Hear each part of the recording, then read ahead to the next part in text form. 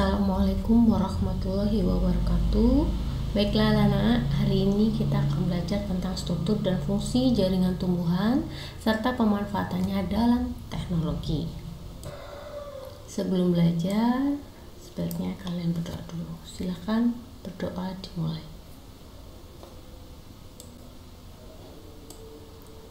Materi struktur jaringan pada tumbuhan termasuk pada KD 3.4. Kompetensinya, siswa dapat menjelaskan antara struktur dan fungsinya pada tumbuhan serta pemanfaatannya dalam teknologi. Seperti yang kalian ketahui, tumbuhan memiliki beberapa organ yang tampak mata. Misalnya adalah organ tumbuhan akar, batang, daun, buah, dan biji, bunga. Itu semua adalah organ. Di kelas 7 kalian telah belajar tentang struktur organisasi tumbuhan. Ingat, bagian terkecil yang menyusun makhluk hidup adalah sel. Sel berkumpul yang memiliki jenis dan bentuk yang sama serta fungsinya membentuk sebuah jaringan. Jaringan membentuk organ, organ membentuk sistem organ beberapa sistem organ akan menyusun organisme. Nah, di bab ini kamu akan fokus pada jaringan yang menyusun tumbuhan. Jaringan tadi adalah sel-sel yang menyusun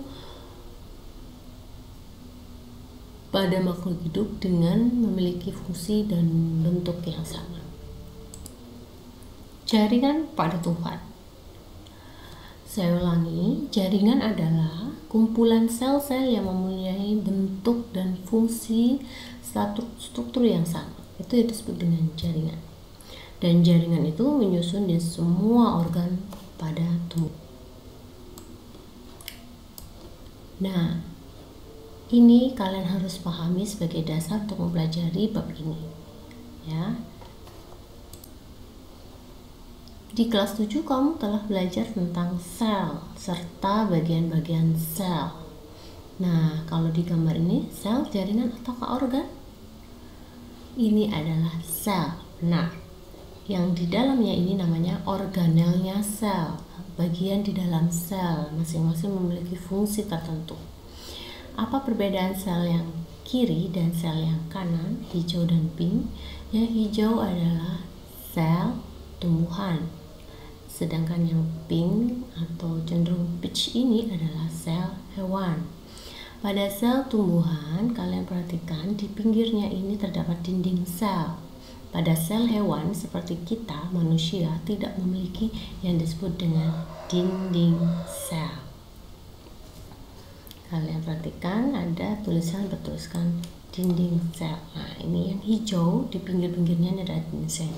Jadi sel pada tumbuhan itu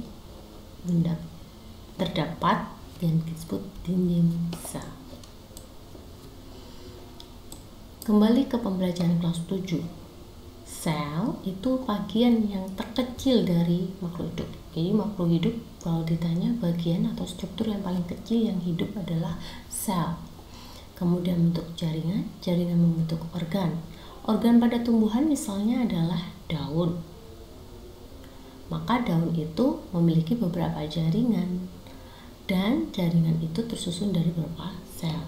Organ tumbuhan selain daun adalah bunga, buah, akar, dan batang. Itu adalah organ.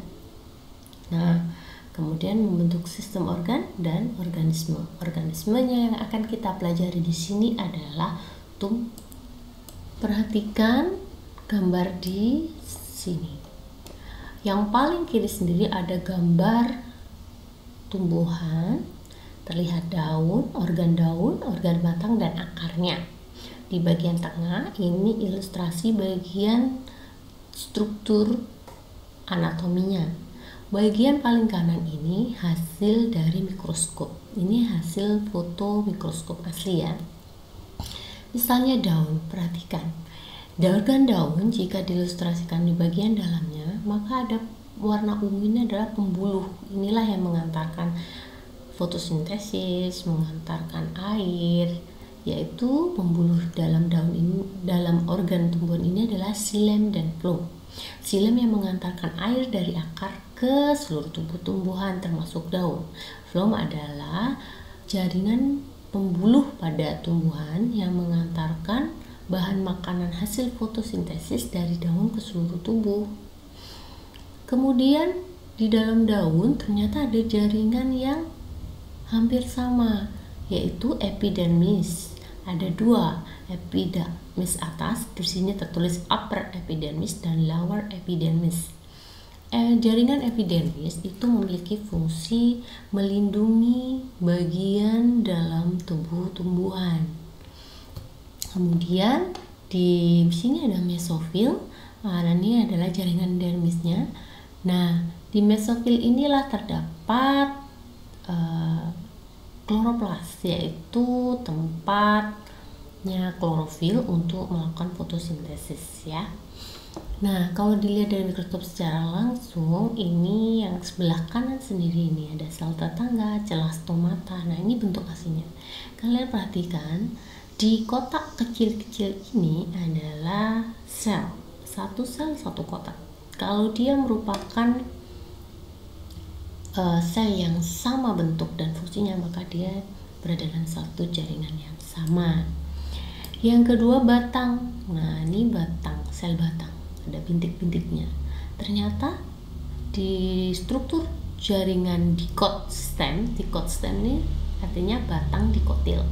Yang kanan monokot stem, ini artinya batang monokotil. Ternyata berbeda. Pada jaringan dikotil ternyata tersusun bulat ya, seperti ini, rapi. Antara xilem dan floemnya tersusun rapi. Beda dengan yang monokot stem. Kamu perhatikan, ini tersebar merata antara xilem dan floemnya. Epidermis selalu di bagian luar ya, sama. Coba kamu perhatikan, daun epidermisnya di luar. Kemudian batang epidermis yang di kotak coklat itu juga di luar. Dan pada akar yang paling bawah, akar ini akar pada dikotil ya, akar dikotil ada bentuk pintal, xilem dan floemnya di tengah. Nah, ini epidermisnya juga di atas. Jadi jika kalian mendengar kata jaringan epidermis pada umumnya dan biasanya ada di bagian luar, paling luar suatu jaringan, karena dia berfungsi untuk melindungi bagian struktur di dalamnya, dan karena dia fungsinya melindungi, dia tersusun sangat rapat. Coba perhatikan epidermis daun, batang, dan akar yang ada di gambar. Jadi kamu sudah memahami ada salah satu jaringan disebut jaringan epidermis. Kemudian ada jaringan pembuluh. Kalau di manusia pembuluh darah, ada vena, ada nadi. Nah, kalau di dalam tumbuhan pembuluhnya adalah xilem dan floem. Ya. Jaringan dibagi dua pada tumbuhan, jaringan meristem dan dewasa. Jaringan meristem itu jaringan yang aktif membelah terus membelah. Kenapa tumbuhan selalu bertambah tinggi atau bertambah lebar? Karena dia punya namanya yang disebut jaringan meristem. Dia aktif membelah. Ada meristem primer, ada meristem sekunder. Meristem primer itu pada umumnya tumbuhnya ke atas, misalnya pucuk daun, pucuk akar ya. Pucuk akar tumbuh terus ke bawah menembus tanah. Kalau pucuk daun ya menjulang ya ke atas, biasanya di ujung-ujung. Itu adalah jaringan meristem, yaitu jaringan yang aktif membelah. Berbeda dengan jaringan dewasa. Jaringan dewasa ini ada 4. Pelindung. Tadi apa yang fungsinya melindung? Yaitu jaringan epidermis. Jaringan penyokong, ada kolenkin dan sklerenkin. Penyokong itu misalnya kelapa, punya bagiannya keras. Nah, itu namanya penyokong. Ada jaringan dasar. Jaringan dasar disebut dasar atau blok ya. Itu adalah jaringan yang menyusun hampir sebagian besar pada tumbuhan. Jadi selain semua jaringan itu ditutupi oleh yang disebut dengan jaringan dasar. Jaringan pengangkut disebut juga jaringan pembuluh, ada xilem dan floem. Ya, jadi kalau ditanya ada berapa jaringan tumbuhan? 2. dua macam, meristem aktif mula dan jaringan yang dewasa, artinya adalah jaringan yang permanen. Meristem primer tubuh ke atas, sekunder ke samping. Dewasa ada pelindung, penyokong, dasar, dan lambung. Jika ditanya ada berapa jaringan yang dewasa? 4. Nah, ini jaringan meristem. Meristem itu ada meristem primer dan sekunder, ya. Ada juga yang berdasarkan posisinya dibagi 3, apikal, interkalar, dan lateral. Hampir sama, hanya saja ini dibagi menjadi 3. Apikal itu yang saya sebut jaringan meristem primer tadi, hampir sama, yaitu berada di ujung-ujung, misalnya ujung daun itu ya. Kemudian meristem lateral itu di tengah-tengah. Jadi kalian tahu tumbuhan bambu, nah itu kan ada ruas-ruasnya, ini kalian ruasnya. Nah, dia antara ruas itu disebut jaringan meristem interkalar. Jadi dia terus memanjang, karena dia aktif melas kan tambah memanjang. Bambu kalau kita tanam tambah tinggi. Nah, bagian yang memanjang di tengah inilah disebut interkalar. Meristem lateral itu menyambungnya ini pada kambium. Tahu kan kambium? Kambium itu adanya di antara xilem dan phloem, dan ini ada di sini ya, di lateral. Ini namanya meristem lateral. Jaringan yang dewasa yang pertama disebut jaringan pelindung atau epidermis.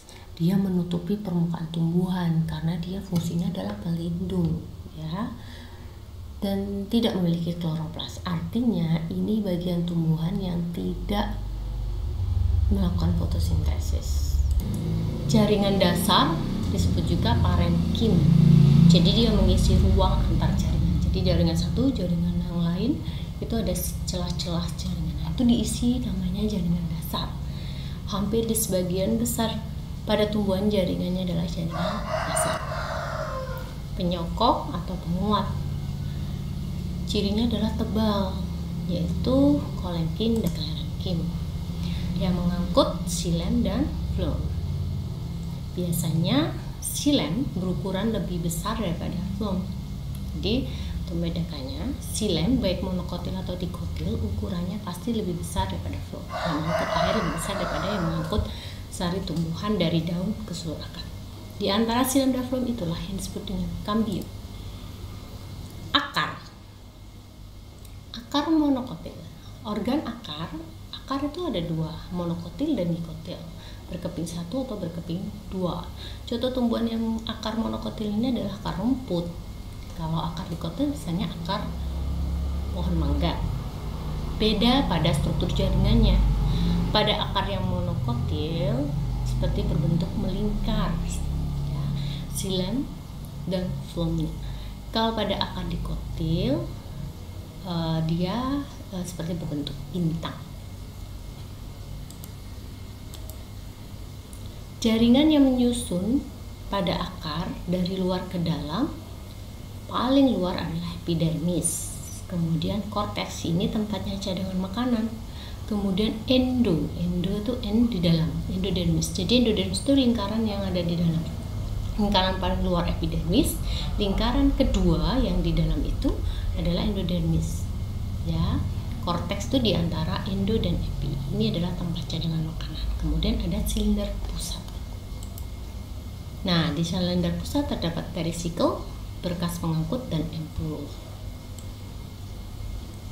Bedanya monokotil dan dikotil, xilem terletak berselang-seling. Yang besar ini adalah xilem, phloem terus sampai membentuk melingkar. Pada dikotil, xilem dan phloemnya terbentuk dalam susunan yang berbentuk bintang. Pada akar dikotil, misalnya pohon mangga, pohon jambu, ya, itu adalah dikotil. Nah, kalau kalian mengambil akar dan kalian ada melihat rambut kecil atau bisa disebut bulu akar, itu sebenarnya adalah modifikasi dari sel epidermis akar. Jadi epidermis kan sel terluar akar itu bisa memodifikasi menjadi rambut akar. Fungsinya dia untuk memperluas bidang penyerapan. Jadi semakin mudah untuk menyerap air yang ada di tanah. Batang. Nah, organ yang kedua batang. Batang monokotil dan dikotil berbeda ya.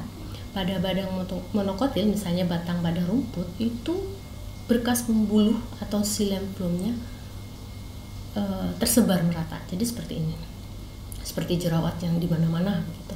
Tapi kalau batang dikotil seperti pohon mangga, itu xilem dan phloemnya pada batang itu tersusun sangat rapi. Nah, xilem dan phloem ini di tengah ini ada garis antara xilem dan phloem ini ada seperti es krim ini, di tengah itulah yang disebut dengan kambium. Itulah mengapa pada batang dikotil bisa tumbuh secara sekunder atau menyamping, tidak hanya ke atas seperti monokotil, karena pada batang dikotil memiliki kambium yang letaknya di antara xilem dan phloem seperti es krim ya, dan tersusun sangat rapi. Berikutnya adalah daun, organ daun. Daun itu kalau dilihat struktur anatominya ada ini bagian atas kutikula, ini adalah lapisan yang melindungi epidermis bagian atas ya. Kemudian ada jaringan mesofil. Mesofil ini terdiferensiasi atau terbagi dua, yaitu mesofil palisade dan spons. Palisade ini biasanya disebut jaringan tiang dan spons itu bunga karang ya. Spons disebut spons karena dia berongga ya, banyak celah-celah masih. Nah, seperti spons. Di mesofil inilah terjadi fotosintesis, karena disitulah letaknya kloroplas. Lebih tepatnya paling banyak terjadi di palisade yang jaringan tiang. Kemudian ada epidermis lagi, yaitu epidermis bawah. Di situ ada stoma atau mulut daun, dan ini sel penjaganya. Disinilah tempat keluar bertukarnya gas CO2 dan oksigen. Jadi epidermis, sel yang jaringan yang berfungsi melindungi tadi atau pelindung itu, pada daun ada epidermis atas dan epidermis bawah.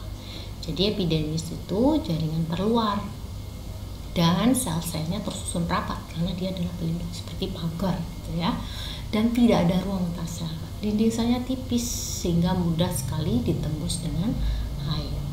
Epidermis dapat termodifikasi menjadi bulu akar, ini pada akar. Jadi inilah pengetahuan umum tentang jaringan epidermis. Korteks pada batang tadi disebutkan ada jaringan korteks, ini letaknya di antara jaringan epidermis dan endodermis. Sebagian besar disusun oleh jaringan parenkim. Apa tadi? Parenkim itu jaringan yang dasar, disebut juga jaringan dasar. Susunannya tidak rapat seperti epidermis sehingga banyak ruang supaya memudahkan untuk pertukaran gas, dan fungsinya menyimpan cadangan makanan. Endodermis itu lapisan pelindung yang kedua ya, yang bulat kedua tadi, menjadi pembatas antara korteks dan silinder pusat. Di dalam silinder pusat tadi kan ada banyak juga jaringan yang harus dilindungi.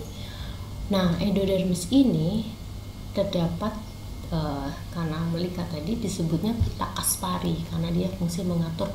Pada silinder pusat atau disebut juga dengan stele terdapat perisikel, berkas pengangkut, dan empulur. Perisikel itu yang fungsinya membentuk cabang akar ya. Berkas-berkas pembuluh pengangkut ada xilem dan phloem.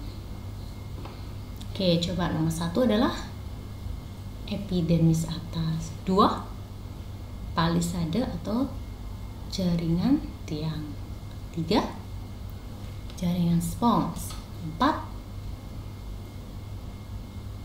epidermis bawah atau bisa langsung menunjuk pada stomata yang ini ya. Oke, kadang di soal itu memiliki bentuk yang berbeda dalam mengekspresikan struktur jaringan pada daun seperti ini misalnya. Sama ya, epidermis atas 1, tiang 3. Nah, yang ditunjuk nomor 3 ini adalah berkas pembuluh atau jaringan pembuluh, yaitu xilem dan phloem pada daun. 4 baru disebut jaringan bunga karang atau spons. Gambar apakah ini ya, berbentuk bintang? Ya, ini adalah struktur jaringan akar pada dikotil ya, berbentuk bintang. Kemudian ini batang dikotil seperti es krim ya, tertata antara xilem dan phloem. Mana yang xilem, mana yang phloem, mana cambium? Ingat, cambium berada di antara xilem dan phloem. Nomor 1 pasti tahu dan epidermis, karena dia selalu berada di bagian luar. Tahukah kalian apa yang bertanda X ini? Dia hasil modifikasi dari epidermis. Iya benar, ini adalah rambut atau bulu akar. Fungsinya memperluas bidang penyerapan. Memperluas itu memudahkan atau memperbanyak fungsi sebagai penyerapan air. Jadi kalau ada rambut akar makin banyak air yang terserap gitu maksudnya. Nah ini bagian-bagian bunga ya dia sudah. Yang disebut mahkota itu ini ya, kelopak itu ini. Jadi mahkota itu yang berwarna-warni merah kuning. Nah, ini yang diilustrasikan hampir mirip dengan bunga sepatu ya. Kepala sari ini yang atas, ini jantan, ini kepala putih dan batang putih. Nanti kalau ada serangga, angin atau bantuan yang lain, dia akan jatuh ke kepala putih yang disebut dengan penyembuhan, sehingga akan ada nih pembuahan menjadi buah ya, buah. Nih ada bagian-bagian buah. Baiklah anak-anak, Ibu harap kalian membaca kembali buku yang di perpus ya tentang jaringan ya. Boleh juga mengulang kembali video ini untuk melihat tentang struktur jaringan pada tumbuhan. Organ tadi sudah organ akar, batang, dan daun. Kita utamakan yang 3 itu. Kita pelajari struktur jaringan pada ketiga organ itu.